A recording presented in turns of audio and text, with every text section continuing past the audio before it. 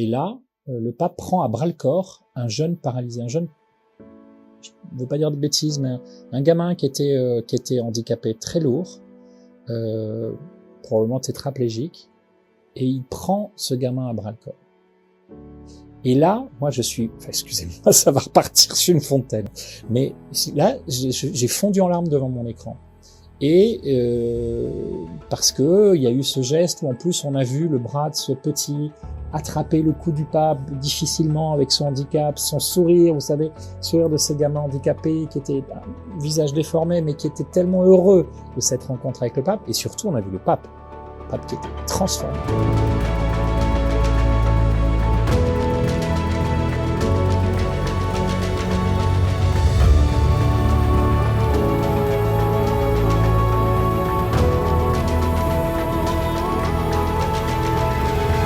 Alors, Antoine-Marie Iséard, j'ai 50 ans, je suis directeur de la rédaction de Famille Chrétienne, c'est-à-dire que je dirige l'équipe de journalistes de Famille Chrétienne depuis 6 ou 7 ans, et auparavant j'étais au Vatican. Nicolas Sonnès, je suis journaliste à La Croix, j'étais le correspondant du journal au Vatican de 2016 à 2020. Pendant ces 4 années, j'ai suivi en particulier le pontificat de François et on va dire la période de le centre, la maturité du pontificat.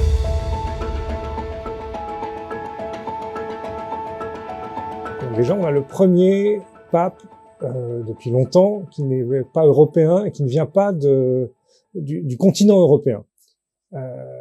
Il est argentin, donc il vient d'une ère culturelle qui est aussi une ère marquée par l'Europe, mais qui, depuis déjà plusieurs décennies, a créé sa propre école théologique, finalement sa propre habitude de vivre la foi.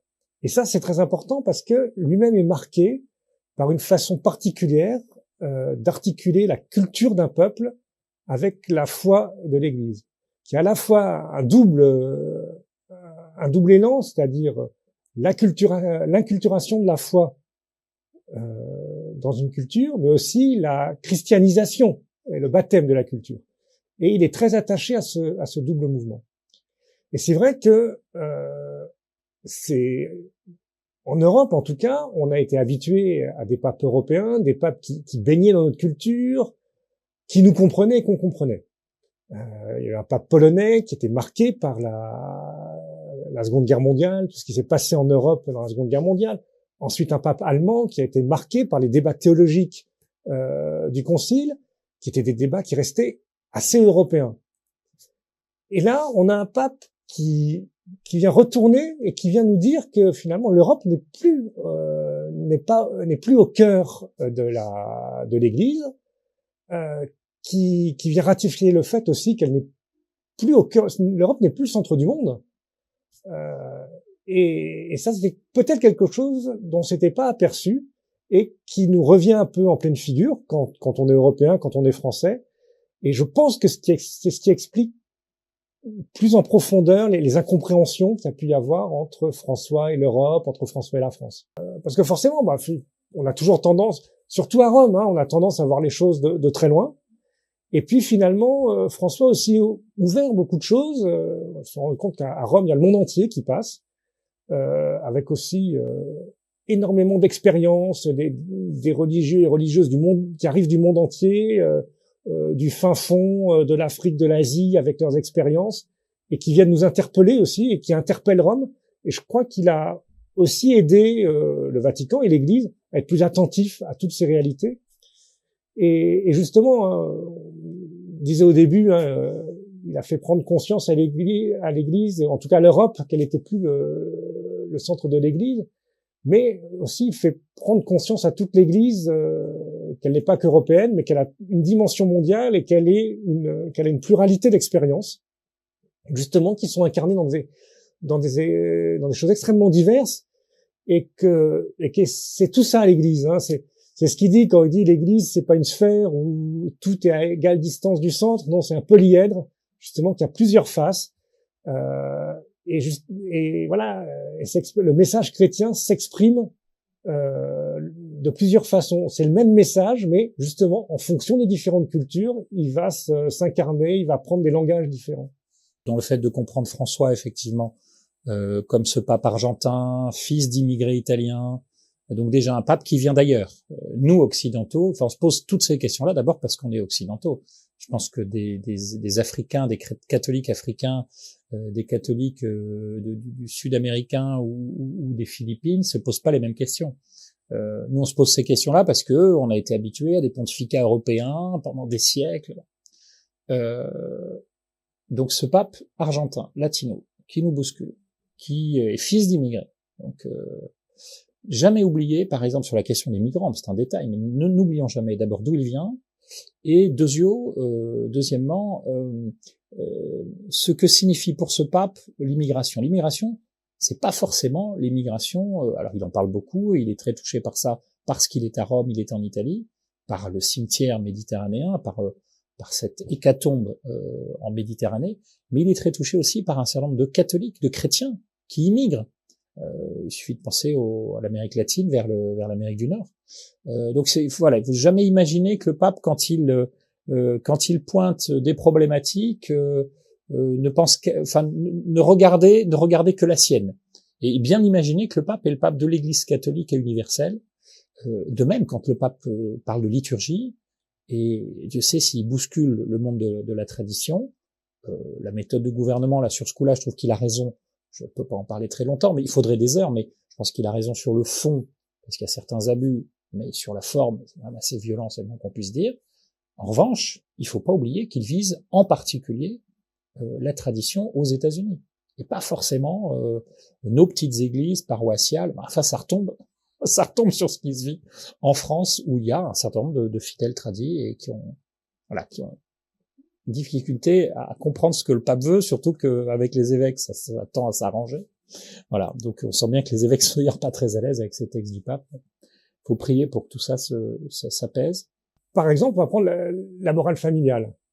C'est aussi des choses qui, justement aussi, qui s'appuient sur la sculpture, qui s'appuient sur ce qu'est l'homme fondamentalement.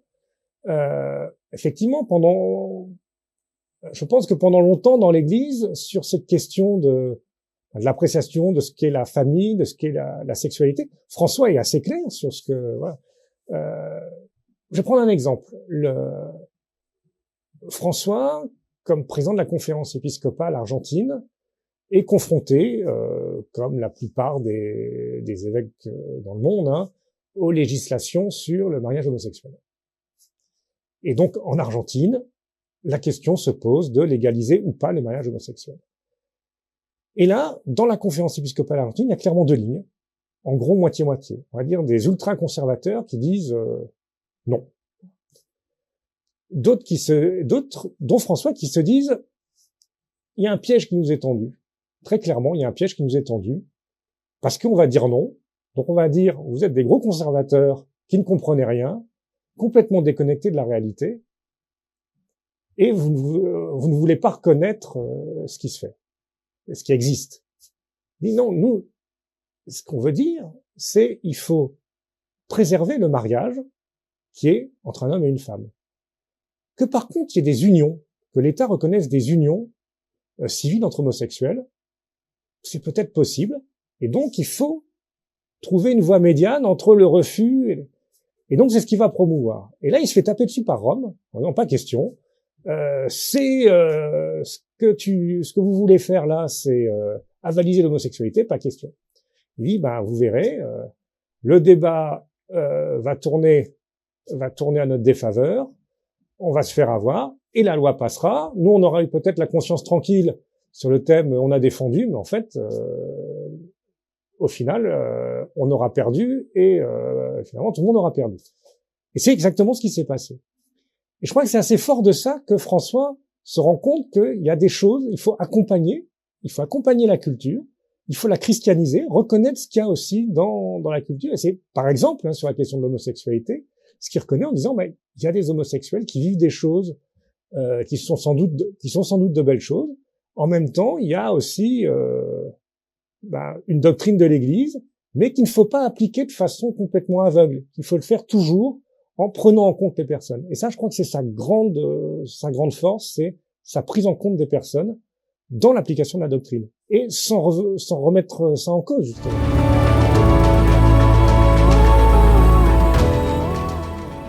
C'est un homme qui a un grand sens politique, en tout cas. C'est un jésuite, donc qui a appris, qui a une grande capacité du discernement. Je crois que c'est la grande force de la société de Jésus, c'est d'avoir travaillé ce discernement ignatien, et donc de toujours être capable dans les situations, de peser les choses, de toujours prendre en compte à la fois la doctrine, les personnes, de prendre en compte les personnes dans leur situation, et toujours équilibrer aussi. C'est à la fois un politique et un spirituel. Ça, je pense que j'ai toujours fait attention quand on jauge François. On peut le voir que sous l'angle politique, mais c'est oublier aussi que toute son attitude, elle se fonde dans la prière. Et on peut pas voir non plus que le côté spirituel, qui est très important chez lui, mais qui aussi, c'est une politique finalement, c'est une spiritualité engagée et qui est toujours aux prises avec le monde. Il faut pas oublier que François est un jésuite. Les jésuites, ce sont les experts du discernement. Ce sont les experts des exercices spirituels. Au début du pontificat, c'était assez étonnant d'ailleurs, ce pape progressiste qu'on nous annonçait de l'Amérique latine n'a pas arrêté. Souvenez-vous, il en parle plus du tout. C'est assez étonnant. Mais d'ailleurs, je pense que c'est bien inscrit dans cette appartenance à la compagnie de Jésus. Au début, il ne parle que du diable. Et il parle à toutes les messes matinales du diable, du malin. Un pape progressiste qui se met à parler du diable. Non mais qu'est-ce qui se passe? Toutes les fameuses messes matinales qu'il faisait à Sainte-Marthe au début, dans un peu de confusion au niveau des médias, parce que Radio Vatican faisait un résumé, la salle de presse, le Saint Romano en faisait un autre, c'est assez surprenant pour nous journalistes, mais qu'importe. Il y avait toujours la présence du diable. Et donc il y a je pense qu'il est très marqué évidemment par les exercices spirituels de Saint Ignace, le fondateur, et puis au-delà de ça, il y a la question du discernement. Je crois que depuis le début, il pose un certain nombre de gestes, d'actes, il parle, il prend la parole, urbi et orbi, pour nous aider au discernement. Et finalement, il pose pas une parole définitive ou un choix doctrinal ou définitif tant que il n'y a pas eu ce temps de discernement. Je pense que le pontificat de François est un pontificat de discernement. Et peut-être que celui qui vient après, posera un certain nombre d'actes en fonction du discernement de l'Église. Et le synode qu'il a voulu convoquer pour ce mois d'octobre et pour l'année suivante, c'est un synode qui permet de travailler ensemble pour discerner. Voilà. On sort pas du synode en ayant décidé ceci, cela. Ça inquiète un peu, ça fait un peu peur. Pas toujours l'habitude de parler dans l'Église. Ça m'inquiète un peu aussi parfois. Tiens, est-ce que le pape est pas en train d'essayer de glisser ça? Bon. Je fais confiance. Je prie pour le pape toutes les messes, comme bon curé. Et je me dis qu'on est dans un pontificat de discernement. Un souvenir, le lendemain ou le soir de l'élection de François, je suis interrogé sur France Info, et comme vaticaniste, voilà, journaliste spécialiste des questions de Vatican, et les journalistes, 23h sur France Info, le pape est élu depuis quelques heures. On dit, ah là, François, c'est quand même merveilleux, ça change un peu de Benoît XVI, là il va tout changer, il va tout faire exploser. Alors je sentais bien que dans la tête de ce journaliste, il y avait, putain, journaliste sérieux sur l'antenne de France Info, mais dans sa tête, il y avait un certain nombre de choses qui étaient complètement fantasmagoriques, quoi. Et j'ai dit, mais arrêtez. Bien sûr que le pape a une méthode certainement différente. Il faut voir ce pape qui arrive d'ailleurs, évidemment différent du dernier pape européen pour l'instant. Mais enfin, c'est le pape. Il a été élu par les cardinaux, je vous le rappelle. Enfin, il n'est pas tombé de Mars et il est catholique. Et je dis ça à l'antenne de France Info. J'ai reçu plein de messages de copains qui m'ont dit « On t'a entendu sur France Info ». Mais oui, le pape est catholique. Il faudrait peut-être pas l'oublier quand même. C'est-à-dire qu'il va pas changer demain un certain nombre d'acquis et de la doctrine, de l'enseignement, du magistère, pour peu qu'on s'attache à lire bien ces textes et qu'on n'écoute pas peut-être que les conférences de presse dans l'avion, qui objectivement sont pas du même niveau magistériel que les exhortations apostoliques ou les encycliques.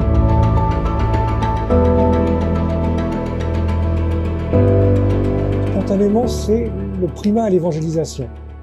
C'est-à-dire, pour moi, c'est le pape qui remet au cœur de l'Église sa mission première, qui est l'annonce de la foi. Autant dans les années, sans doute, après le Concile, il y a eu besoin d'une certaine défense de la foi, d'une réaffirmation de la foi, Et là, on revient à une autre page qui est celle de revenir au message premier. Le Christ dit allez annoncer l'évangile. Et ben c'est ça avec François. On est moins dans la défense, on joue moins en défense, on revient en attaque. Voilà. Ce qui me marque déjà, c'est que justement en revenant aussi au pontificat précédent, le pontificat de François, c'est un pontificat qui est énormément, comme l'était celui de Jean-Paul II d'ailleurs, tourné vers l'extérieur, vers le monde. Parce que c'est le pape de la rencontre, c'est le pape une fois de plus qui nous demande de nous décentrer, d'aller à la rencontre des autres, des plus faibles, des plus petits, on aura l'occasion d'en parler. Mais Benoît XVI était un pape plus intérieur, qui nous a aidé à nous réformer, qui a d'ailleurs fait un certain nombre de travaux pour la réforme de l'Église en profondeur, que continue François, à sa manière parfois, mais que continue François, c'est une certitude. Mais François, c'est le pape qui fait parler de l'Église à l'extérieur. Alors ça agace parfois un peu dedans, où on dit finalement il a plus d'ennemis à l'intérieur qu'à l'extérieur. Bon, ça, je pense qu'il a été élu pour la réforme de la curie. Il faut se souvenir qu'il y a 10 ans, quand Benoît XVI renonce, c'est quand même déjà un coup de tonnerre dans un ciel serein, avait dit le secrétaire d'État. Quand Benoît XVI renonce, d'abord on est tous interloqués, et puis les cardinaux se disent il se passe quelque chose. Alors Benoît XVI, dans un livre récemment, on vient d'apprendre que ses insomnies étaient à l'origine en particulier de ce départ, mais on sait que c'est ces insomnies, ces problèmes de santé, et puis c'est la question d'affronter une curie romaine très délicate, très difficile. On mettait pas mal de bâtons dans les roues. Donc évidemment, François a une méthode un peu dure parfois de gouvernement, on peut pas le nier, mais je crois que cette méthode, elle répond à une curie difficile à manager. Voilà, donc quand on me demande, on parle de François, je pense à ce François qui est venu réformer la curie et nous décentrer. Ce qui est sûr, c'est que le pape, pastoralement, nous déplace, mais il nous dit d'abord d'être attentif aux pauvres, aux petits, et il a des paroles qui sont d'une force. Sur le combat, sur la question qui nous agite ces mois-ci en France de l'euthanasie, de la fin de vie, il est très fort aussi. Mais ça, dans les médias, je parle pas de chez nous, à Famille Chrétienne, ça, je vous jure que vous pourrez le trouver. En revanche, ça, dans les médias, vous le verrez pas. Donc, il y a cette espèce de biais médiatique sur le pape François où tout le monde, il est beau, tout le monde est gentil. Le pape est très beau, il aime les pauvres et tout ça. Mais dès qu'on commence à regarder les textes du pape, et puis il y a un autre biais que j'ai évoqué tout à l'heure quand même, mais qui est important pour les catholiques, c'est la question de la valeur de la parole du pape. C'est pas la valeur, mais le niveau de lecture, la façon d'entendre la parole du pape, qu'elle soit portée à des milliers de pieds ou de mètres d'altitude dans un avion. Moi, j'ai vécu ça une quarantaine de fois avec plusieurs papes, mais alors une douzaine au moins de fois avec François. Et Dieu sait si depuis, il y en a eu des conférences de presse pas toujours simple, quand le pape revient de Manille et qu'il nous dit il faut que les catholiques arrêtent de se reproduire comme des lapins. On s'est recalé avec mes collègues européens, on s'est dit mais il nous dit ça, mais nous on a difficulté à avoir des familles nombreuses, donc le pape peut pas nous dire ça. De fait, il a rétropédalé, après il expliquait combien c'était important les familles nombreuses. C'est un peu le risque de François, c'est qu'il y a des paroles lancées comme ça, puis après il finit par comprendre qu'il faut revenir un petit peu. Mais c'est parti aussi de son discernement à lui, pour revenir sur la question du discernement de ce pontificat de discernement. Mais pour revenir à ça, il y a donc des niveaux de lecture de la parole du pape qu'il faut bien entendre comme catholique. Et quand le pape publie une encyclique, une exhortation apostolique, on n'est pas dans la conférence de presse dans l'avion ou la petite phrase lancée à la fin d'une audience générale. Voilà. Donc faut aussi raison garder pour regarder calmement ce pontificat. C'est d'aller surtout aller lire les textes du pape. C'est pas compliqué. Vatican.va, c'est le site du Saint-Siège. Il y a tout à peu près en français, même si le français a un peu perdu de sa superbe ou au moins de sa présence prépondérante autrefois au Vatican. Mais il y a tous les textes du pape en français. Les textes à lire, les textes à comprendre. Amoris Laetitia, dont on a beaucoup parlé, qui a été compliqué, qui est pareil, qui est un décentrement d'un point de vue pastoral. Amoris Laetitia, quand vous le relisez, je l'ai relu ces jours-ci, c'est fascinant. C'est extraordinaire. C'est une catéchèse pour les couples qui est extraordinaire. Pour moi comme couple, et pour moi dans mon accompagnement de couple, et puis pour mon travail de journaliste dans un magazine qui s'appelle Famille Chrétienne. C'est pas anodin. Amoris Laetitia, c'est un très très bel enseignement.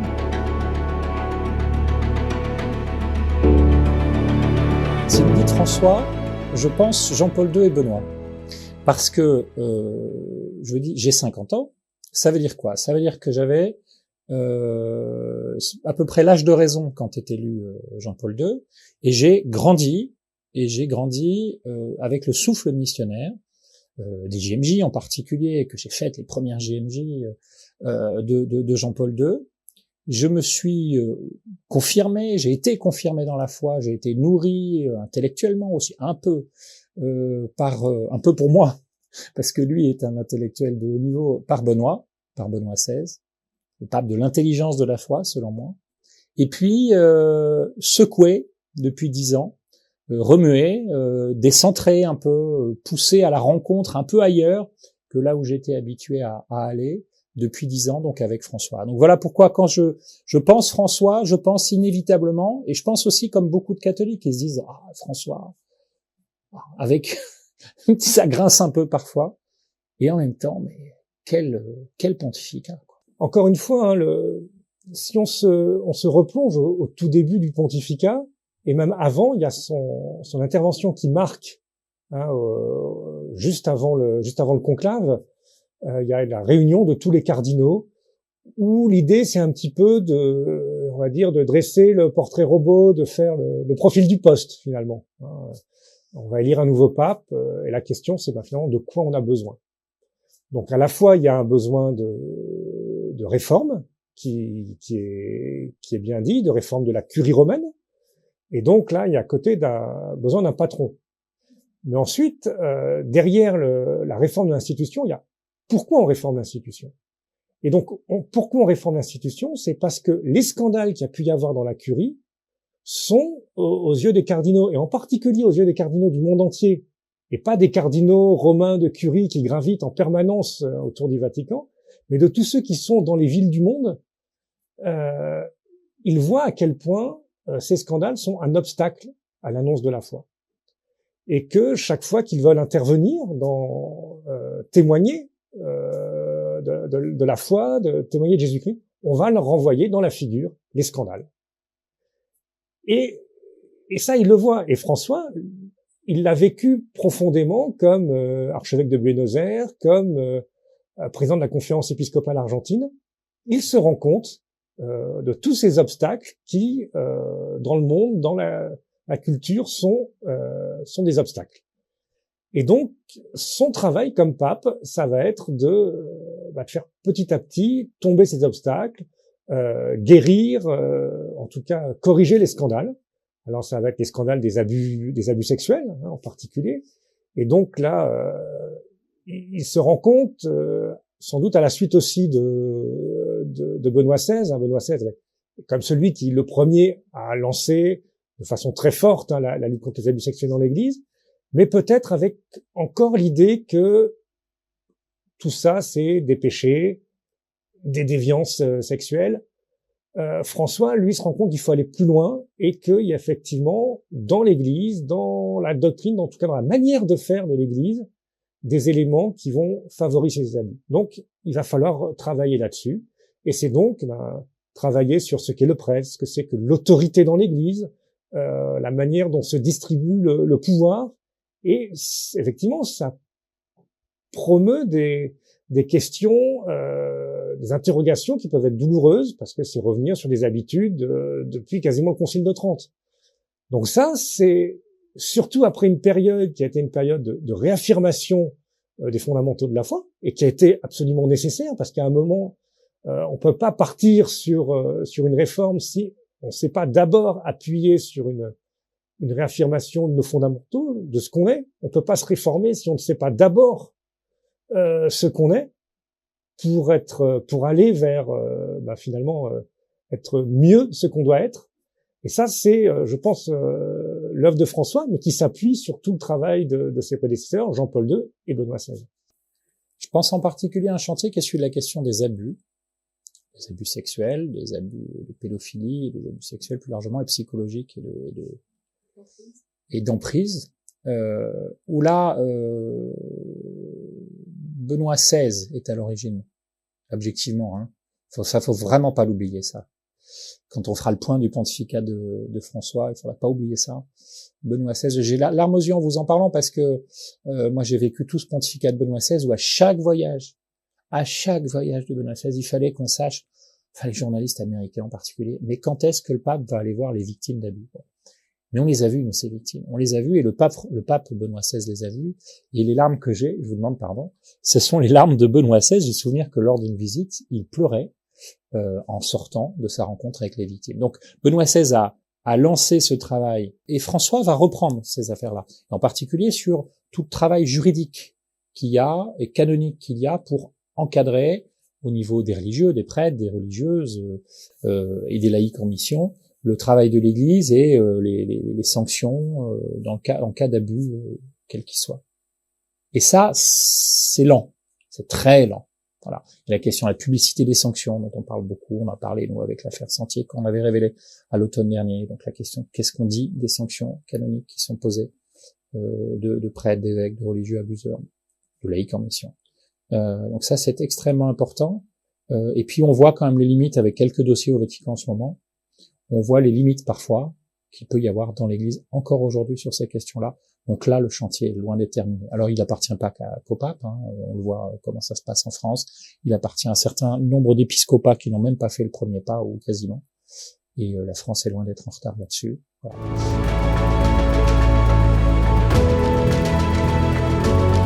Complètement chez François. Oui, la spiritualité et le politique sont toujours liés, c'est clair.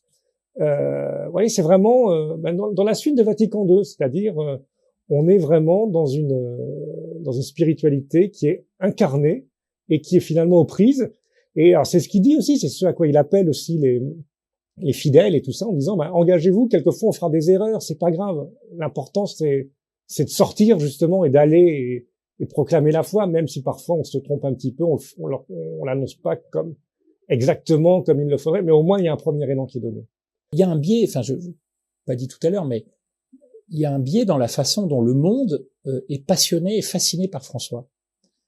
Ils ont totalement oublié les paroles du pape sur l'avortement, sur l'eugénisme en gants blancs, quand le pape parle quasiment de méthode nazie, en parlant des médecins qui avortent des enfants handicapés, mal formés. Donc les paroles du pape sur la famille, le mariage, sur le couple. Ah bien sûr, pastoralement, le pape dit on peut pas écarter un couple séparé, on peut pas pastoralement écarter une personne avec des tendances homosexuelles, si tant est qu'elle vive saintement cette sexualité. Il a vraiment conscience aussi de la façon dont justement on peut utiliser l'Église. Sa grande peur, hein, c'est qu'il a expérimenté à la fois comme jésuite puis comme pape, c'est quand l'idéologie, le politique vient prendre la main sur l'Église, vient idéologiser la foi. Ça, c'est sa grande peur. Et donc, il est toujours très attentif. Il reçoit énormément de chefs d'État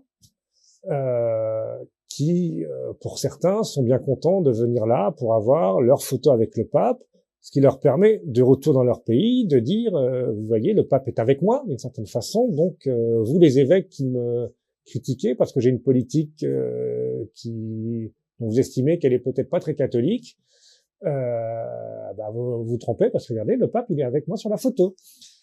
Et je me souviens très bien d'un chef d'État africain qui était clairement sur le chemin de l'ONU, venu voir le pape parce qu'il avait d'assez gros problèmes avec les évêques dans son pays. En gros, il était venu pour avoir sa photo avec le pape et pouvoir renvoyer par sa communication le fait qu'entre le pape et lui tout allait bien. Et donc voici que nous les journalistes, à chaque fois, il y a un groupe de journalistes qui est délégué par l'ensemble des collègues dans l'appartement du pape pour à la fois faire les photos et raconter ce qui s'est passé. Et donc, d'habitude, quand un chef d'État arrive, donc le pape l'accueille, sort de la bibliothèque pontificale où il le salue, puis il rentre dans le bureau, puis là il s'assoit, il y a des photos, et puis à la fin on fait des photos aussi où il est debout avec le chef d'État, il le salue et tout ça. Donc là déjà, on arrive, le chef d'État arrive, le pape oublie de sortir de la bibliothèque. Donc là, il n'y a pas de photo de lui en train d'accueillir tout souriant le chef d'État en question. Ensuite, nous on fait le tour, il y a les photos, Et donc le pape, sur toutes les photos, dès que quelqu'un il est comme ça avec le chef d'État. Et puis dès que les photos s'arrêtent, tout sourire. Et c'était comme ça pendant toute la réception avec le chef d'État, qui n'a pas pu avoir de photos avec le pape souriant à ses côtés. Le pape savait bien que tout ça c'était fait pour le manipuler, et il rentrait pas là-dedans. En même temps, il l'a reçu et tout ça. Donc voilà, c'est à la fois diplomatique, mais c'est ce côté rusé, mais je me laisserai pas utiliser.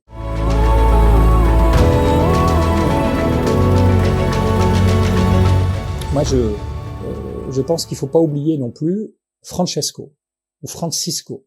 Alors, Francesco plutôt. C'est-à-dire, pourquoi ce pape choisit le nom de François? Pour comprendre François, il faut comprendre le nom de François. François, c'est le pape des pauvres. C'est le pape de François d'Assise, donc c'est le pape du poverello. Pas forcément pour dire uniquement évangélisons les pauvres, même si je vais pas dire ça dans une vidéo de la communauté de l'Emmanuel. On est là pour évangéliser tout le monde. Et Dieu sait si c'est notre mission, c'est la finale de Matthieu. Mais nous laisser évangéliser par les pauvres. Et ça, c'est vraiment le retournement du pontificat de François, je pense, sont les pauvres, les malades, les personnes handicapées, les plus faibles, les migrants, bien sûr. Moi, ce qui m'a beaucoup marqué, c'est qu'effectivement, quand on le rencontre, quand vous parlez avec lui, il y a que vous qui existez. Voilà, vous êtes avec lui et vraiment dans une relation où on a l'impression que pour lui, il y a personne d'autre autour. Que ça soit moi dans les conférences de presse, à 2 reprises dans l'avion, dans les voyages qu'il fait, il fait tout, il y a toujours une conférence de presse, et puis nous les journalistes, on tourne. Donc, je crois que moi c'était 2 fois où j'ai eu l'occasion de l'interviewer comme ça dans l'avion. Donc on est quand même 70 journalistes, et quand il vous parle, il est là au-dessus de vous, lui est debout, nous on est assis dans le siège au premier rang là des 2e classes, lui il est debout devant, il est là, il vous parle comme ça, mais les yeux dans les yeux. Vraiment, il y a une vraie relation qui se noue, et vraiment, on a l'impression d'être seul au monde avec lui. Et je dirais, c'est encore plus vrai pour les plus petits. Moi, je l'ai vu, j'ai été très frappé. Dès qu'il est avec des malades, avec des handicapés dans les voyages, il va les rencontrer et tout ça. Et là, de la même façon, il y a à la fois une tendresse, et aussi une vraie relation. On a l'impression qu'il y a que qui existe à ce moment-là, et que voilà, il y a toute l'Église finalement est résumée juste dans cette personne-là. Et je crois que c'est vraiment très important aussi si on veut comprendre François. Moi, ce qui m'a beaucoup marqué dans ce suivi de toutes les audiences, c'est systématique. Quand vous êtes agencier, vous suivez tout, vous lisez tous les textes, vous avez votre stabilo qui est votre meilleur ami, et votre crayon à papier, puis vous entourez des passages, et puis vous faites vos dépêches, vos articles pour l'ensemble des journalistes, pour les aider à décrypter cette info. Et puis, quand même, il y a un moment où vous en êtes pas moins humain, et vous êtes devant votre écran en train de suivre l'audience Place Saint-Pierre, et je me souviens vraiment, à peine un mois de pontificat. Donc on est en avril 2013, je crois pas dire de bêtises, et là, le pape prend à bras-le-corps un jeune paralysé, je ne veux pas dire de bêtises, mais un gamin qui était handicapé très lourd, probablement tétraplégique, et il prend ce gamin à bras-le-corps. Et là, moi excusez-moi, ça va repartir sur une fontaine, mais là, j'ai fondu en larmes devant mon écran. Et parce que il y a eu ce geste où en plus on a vu le bras de ce petit attraper le cou du pape difficilement avec son handicap, son sourire, vous savez, sourire de ces gamins handicapés qui étaient un visage déformé mais qui étaient tellement heureux de cette rencontre avec le pape. Et surtout on a vu le pape qui était transformé, qui avait la larme à l'œil, voilà. Et il y a eu ça, et puis quelques mois plus tard il y a eu cette rencontre avec un homme à l'audience générale toujours, au visage totalement déformé, qui avait une maladie extrêmement rare, un Italien, un vieux monsieur qui avait le visage ravagé, qui avait pas de visage. Les Italiens l'ont appelé avec un peu de force l'homme sans visage. Voilà. Et le pape l'a embrassé. Oh, punaise, t'as pas la trouille, quoi. Enfin, je veux dire, vous dites, mais moi je serais incapable de faire ça. Et donc François d'Assise, embrassait les lépreux. François Bergoglio, François Ier, comme on l'a appelé pendant quelques minutes. C'était tragique. Bon, c'est une parenthèse. Mais embrasser les pauvres, embrasser les plus petits. Et ça, personnellement, je pense que ça m'a fait faire un chemin. Non, moi je crois que il m'a appris beaucoup de choses. J'ai appris beaucoup de choses à la fois sur la foi, sur l'Église, grâce à lui, de ce que j'ai des endroits aussi où il a pu nous emmener. Hein. Moi, je l'ai suivi pendant 4 ans sur tous ses voyages dans le monde. Ça a été quand même quelque chose d'assez extraordinaire. Enfin, ça permet de voir des réalités, justement différentes faces de ce polyèdre que j'aurais pas forcément vu depuis Paris, même si j'aurais pu entendre des choses, les expérimenter, c'est très différent. Ah bah c'était ça. J'avais envie de finir en disant merci François.